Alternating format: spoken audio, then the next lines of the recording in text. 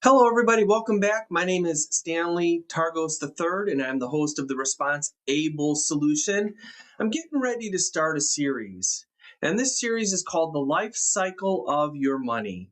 When I think about the life cycle of your money, I'm thinking, what are you going to go through and what are you going to grow through from a money standpoint?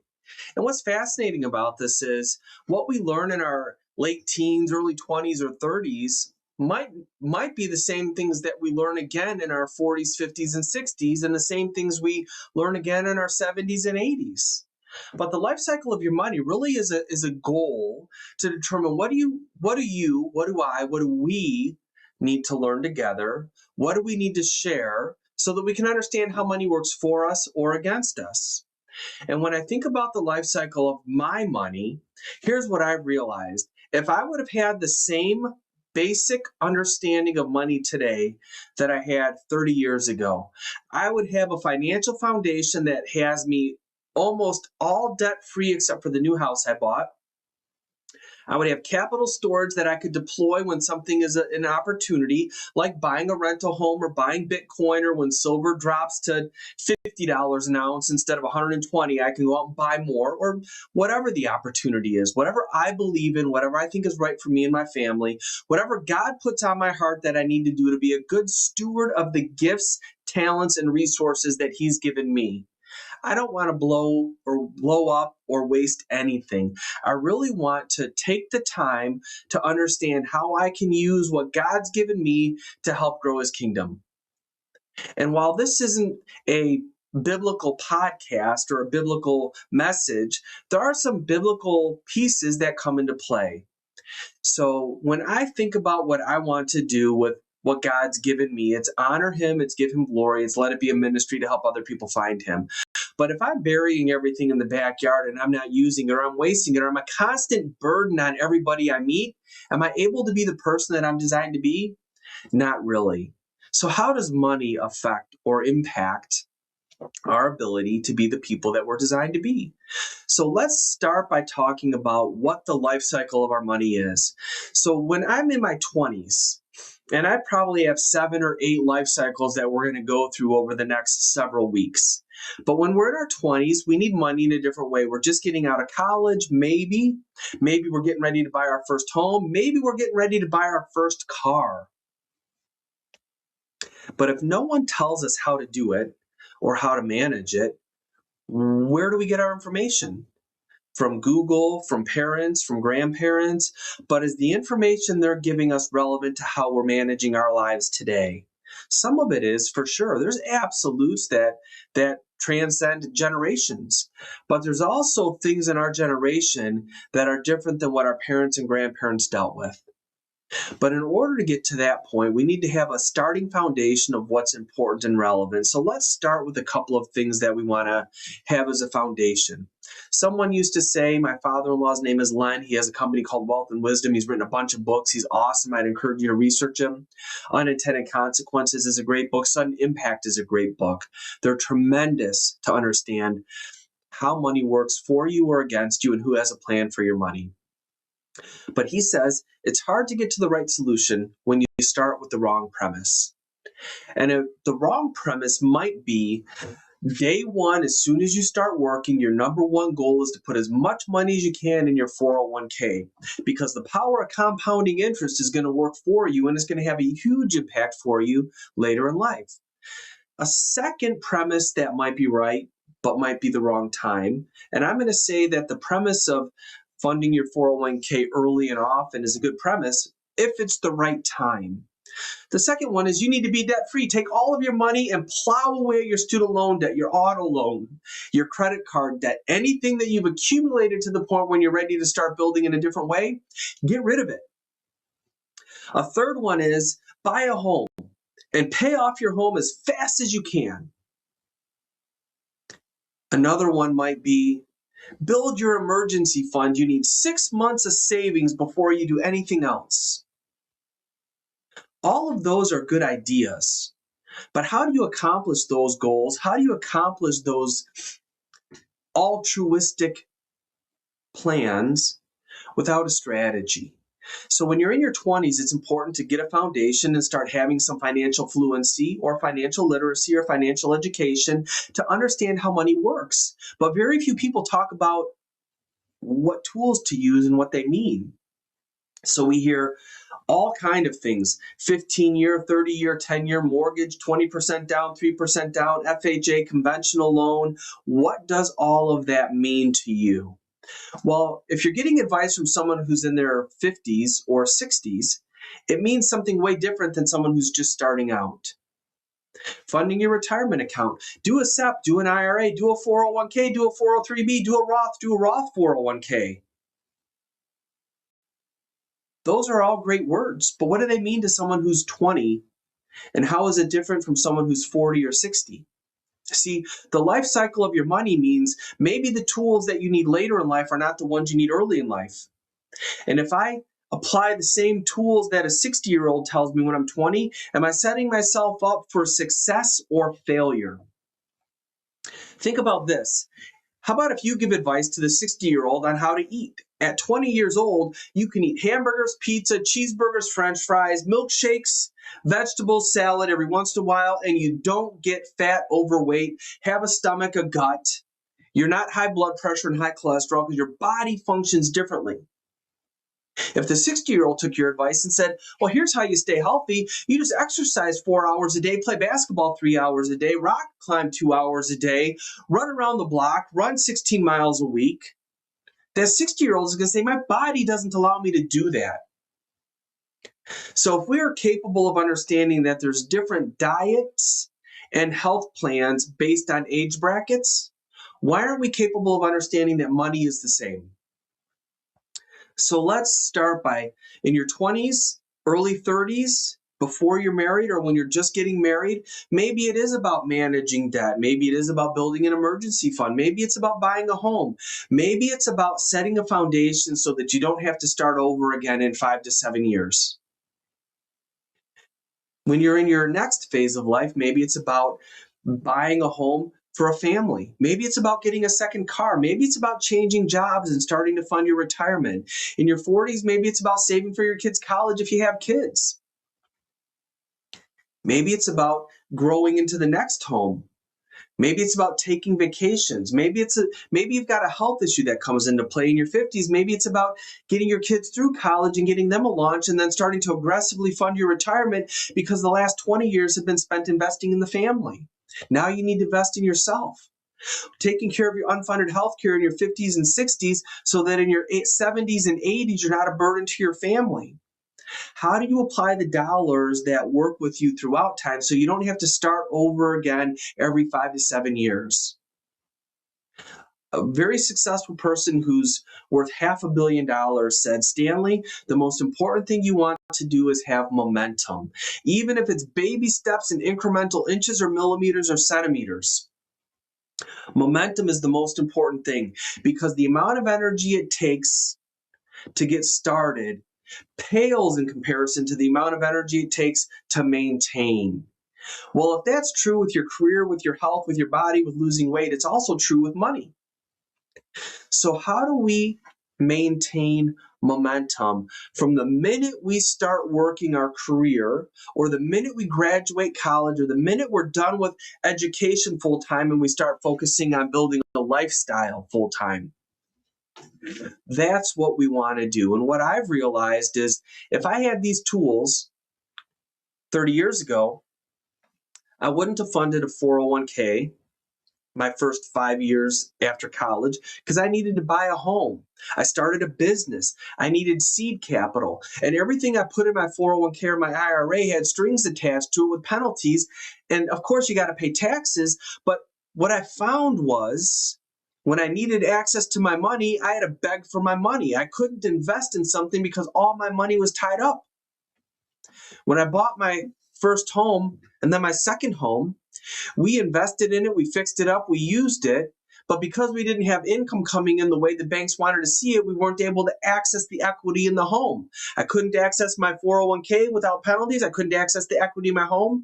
I had dreams and goals, ideas, concepts, and opportunities, and no cash to make it happen. Maybe it would have been better to take those same dollars and build an emergency fund and a savings account and a non-qualified account. Things that I had more control over that allow me to grow, develop, and build the life that God inspired me to build, instead of letting my dreams and goals be contingent on someone else's expectations with my money. That crushed me. So when we're talking about a foundation, and really the foundation is understanding some of the tools, and I've got a list that I'm going to reference of things that we might want to talk about to understand what they are. So things that a 20 or 25 or 30 or even some 50-year-olds don't know is, how does a mortgage work? Should I get a 15-year, a 10-year, a 20-year, a 30-year mortgage? Well, most of the time when I talk to people about mortgages, it's not about putting 20% down, unless you're selling a home and you've got equity in the home and you want to maintain a certain mortgage. That would be one example where it makes sense. But for most people, I know you want to save on PMI. I get it. But imagine someone early in life taking the advice from a 60-year-old. A 60-year-old probably has a 401k, an IRA, a non-qualified account to savings and emergency fund, and they don't want a mortgage. So of course they're going to tell you to put 20, 30, 40% down. Take all of your savings and put it down on your home. The difference is the 60-year-old has 4 other buckets they can dip into when life happens. If the furnace goes, the roof goes, the car goes, they need new tires, the 60-year-old might even have a credit card with a $20,000 limit so they can bridge a gap. A 20-year-old might not. So do you want to take that 20-year-old or that early 30-year-old buying a home, tell them to take all their life savings and put it down on a home and be bare naked with no safety net in case life happens? That does not sound like wise planning to me. That sounds like setting yourself up for failure. So if you're younger, don't be afraid of putting 3% or 5% down and controlling cash that you have access to in case you need it or when you need it. Because the worst thing that can happen is you put all your money down, you get into the house, and 4 months later the furnace goes. Now how do you come up with the 6, 8, 10 grand to fix it? Well, you're stuck financing it from the company at 19 or 24%, taking out a credit card loan, going to the bank, asking your parents. Whereas if you had the cash, maybe it makes sense to take that cash and sit on it for 24 months after you buy the home, to make sure that all the kinks are worked out, all the bugs get worked out, all the obstacles are worked out. You can manage your cash flow, manage your income. If you change jobs, lose jobs, if one of your income gets cut back, you're not in panic mode. I believe controlling cash is the most important thing that a young person and an old person can do. An older person or a more seasoned person who's been working for 40 or 50 years should, not always, but should have more buckets they can dip into. The younger person hasn't built them yet. So don't impose all the pressure on young people to fix the things that you would do at 60 today. It's not fair. Second thing is, how do you fund a retirement account? There's Roth IRAs, there's Roth 401ks, there's IRAs, there's 401ks, there's 403s, there's safe harbor plans, there's SEPs, there's pensions, there's all kinds of things.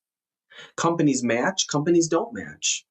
I know some people say don't fund anything even if you get a match until a certain point.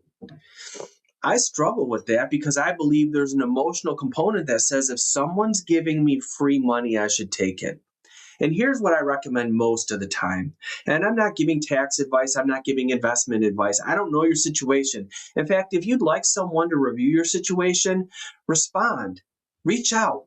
Let me know. If my calendar's booked, I will introduce you to someone who has the proper training to give you good suggestions, good advice, and a good plan that works for you. I'm not going to make blanket statements like Dave, Rick, and Susie who are on TV getting paid by investment advisors telling you never do insurance, overfund your 401k, pay off your debt, freeze your credit cards. What does that do? That means they can sound altruistic and make good suggestions, but they're not invested in you. They're invested in supporting their advertisers. That's their business model. I'm invested in you because I wish, and I have had, actually, I wish I had more, but I've had people invested in me all along. But as I've gone through life, I've learned that, man, I had 85% right, but the last 10% is worth 50% of my net worth. I just wish I had it sooner.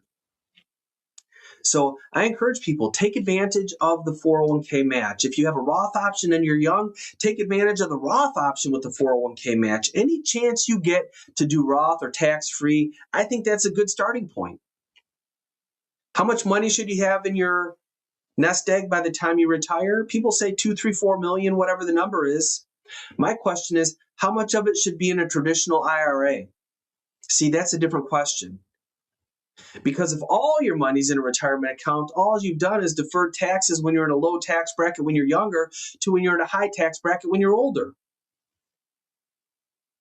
And locked up control on all of your cash along the way. So take advantage of the match. Try and do Roth whenever possible.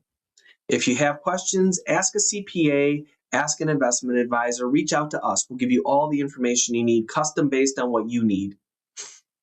When you do change jobs, what do you do with that old 401k? Do you leave it at the old company? No, there's something called a rollover. It's a tax-free transition from 401k, company sponsored, to IRA, individual retirement account. And it can be Roth or traditional. Rollovers are part of the plan. What should you do with the rollover? Well, depending on your age, how much cash you have, what your options and goals are in the next couple of years determines what you might want to do. Is that IRA designed for future use? Are you going to need it? Do you need to surrender it? Are you in a spot where you have cash flow that's working for you? Maybe the opportunity, even in your 20s, 30s, or 40s, is to buy something that produces income in your 60s. Maybe it's to take and buy Bitcoin with it. I don't know. But I do know you want to roll it over and have it in an individual retirement account most of the time. Some people want to roll it into another 401k because in that 401k you have loan provisions, and that might be an option that helps you out. I don't know. But when we sit down and talk about what you need, you actually have someone coaching and encouraging you to ask the right questions so you're getting answers that are meaningful to you and your situation. See, everyone's different. I've been doing this for 20 plus years, over 2 decades, and I've not seen 2 scenarios that are the same. And for 5 or 7 years, I was in front of over 1,000 families a year. Never saw 2 scenarios that were the same. So what are the chances I can make blanket statements and have it apply to everyone? 0. That doesn't work. If the person you're talking to has one plan that works for everybody, get rid of that person and find something that's customized to what you and your family and your goals need and require, and you're worthy and deserving of a custom plan. Even if you're starting out making $30,000 a year with no savings and a ton of debt, I can help you. If you're making $250,000 wondering how you can't survive on $22,000 a month, I can help you. Because everybody deserves to have a plan. What about savings tools? Should you put your money in a money market, in a CD, in a savings, in a checking, in a high interest yield, online, virtual, credit union, bank? Well, it depends.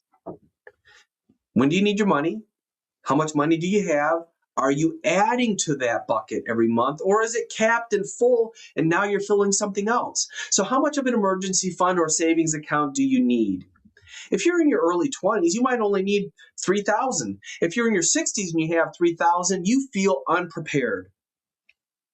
So I believe that your savings and emergency fund need to grow with your life. The older you get, the more responsibilities you have, the more you need access to.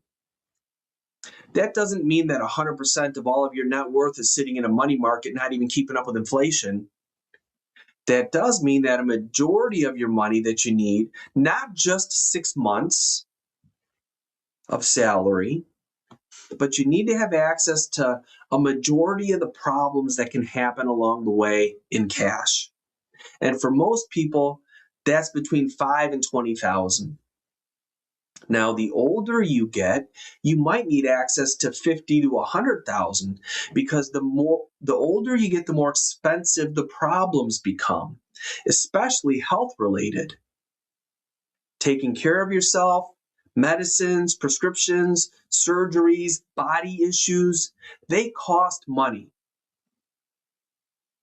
When you're younger, it's more tires, transmissions, roofs, windows. In the middle years, it's the college experience for the private college instead of the in-state public university that you didn't plan for. So we need to build that, which means we need to put something in place that can be built upon. So you don't have to start over every 5 to 7 or 10 years. So what's the right vehicle for you? We need to talk about it. What about a tax refund? Should you get a tax refund? Isn't that like loaning the government money at a 0% interest for 11 months? So you have to fight to get your money back?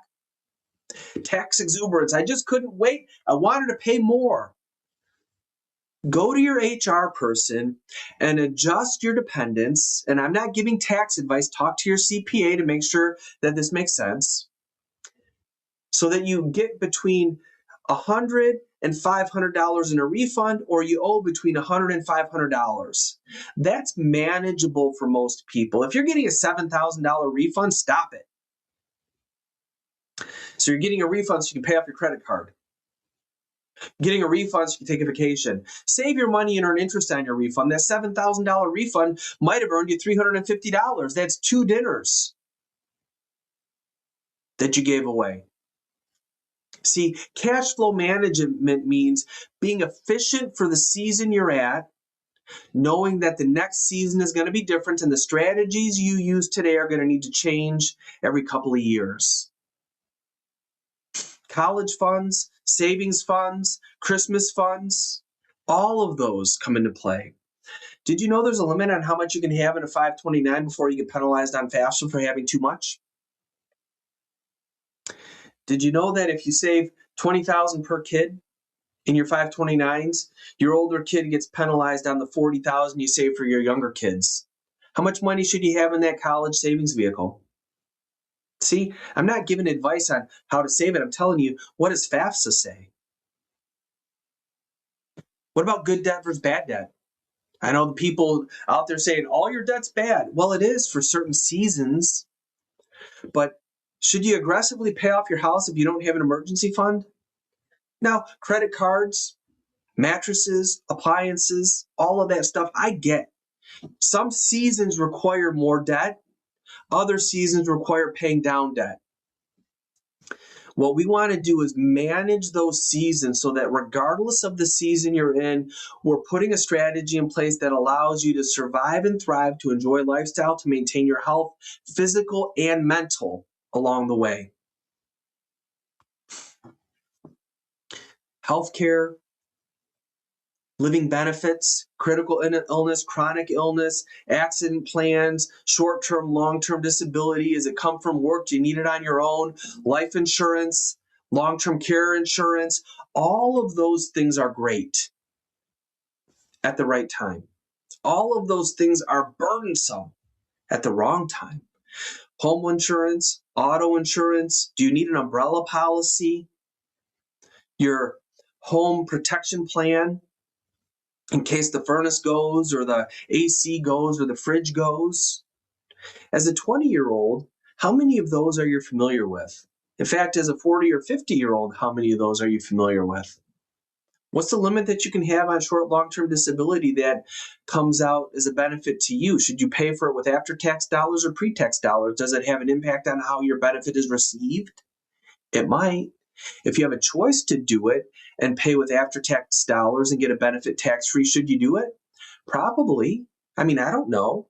But that's where having a CPA, a financial person, an advisor, a quarterback comes into play. How's your credit score impact life? Do you even have credit? I paid off all my debt at 55 years old. I haven't had a mortgage or a car loan in 10 years. Now I want to move and buy a second home, and I've got no credit at 60 years old, but I'm debt free. It sounds like you just got duped because you were so prepared you forgot to be planning. So let's make sure we're prepared and planning for the next season without setting ourselves up with unintended consequences. What about getting a line of credit or a HELOC, home equity line of credit, or a regular line of credit? If you got equity in your home and you qualify, when do you want to get it? When you need it or being prepared for it? You see, someone once told me that when it's sunny outside, the banks have tons of umbrellas, but the minute it starts raining, all the umbrellas are gone. So when the sun is shining, be prepared to take advantage of an opportunity that you might not need today, but might come into the picture in 2, 3, 4 years. If you have a major medical issue and you're on disability and you need $100,000 and you're sitting on a house with $400,000 of equity, but you're not working, is the bank going to give you a line of credit for $100,000? No, get it now while you're healthy, while your income is healthy, while your personal economy is healthy. And your personal economy is simply how money flows into your world and leaves your world and how much you keep. What about pensions, annuities, Social Security? How do all those work? Take it at 62, it's going to run out of money. No, if you're still working and earning an income, taking Social Security before your full retirement age might not be the best plan because you might end up giving most of it back in a penalty because you earned too much income. How should you determine when you take Social Security? You see, I put on a presentation in front of the Michigan Association of CPAs on Social Security, and there's tons of smart people there that understand 12-month windows on how to get tax dollars back to you or reduce how much you pay in taxes. But very few of them understand the impact of Social Security 15 years after you turn it on. So when should you take Social Security? If you're a married couple, based on what the survivor receives at 85 when the first spouse dies. What about protecting yourself? Wills, trust, medical, durable power of attorney, irrevocable life insurance trust, family trust, limited family partnerships. How do you manage the estate to make sure that you're in control? When your kids are 18, who's in control? If you're 20, 22, 25 years old and not married, and even if you are married, have you given your spouse permission to make decisions for you if you can't? If you're not married, who have you given permission to make decisions for you? If you have kids that are over the age of 18, have you received their permission to help them if they need it? All of these come into play. Who's the beneficiary on your accounts? Should you put one of your kids as the Ladybird Trust on your home? Should you put them on the title of your home in case something happens to you? That way they can manage it. Well, on the reverse of that, if you put your kids on the title of your home, for most people, their most largest investment, and they get sued and they're on the title of your home, is your home now part of your kid's lawsuit? You see, all of these things require conversations. And my goal today is to open the door so that we can have healthy conversations in ways that are meaningful and impactful to you and your family.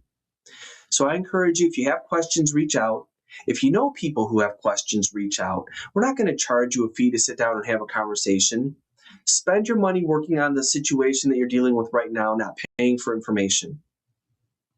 I hope you have a great day. I hope God blesses your journey, and I look forward to meeting with you and creating solutions.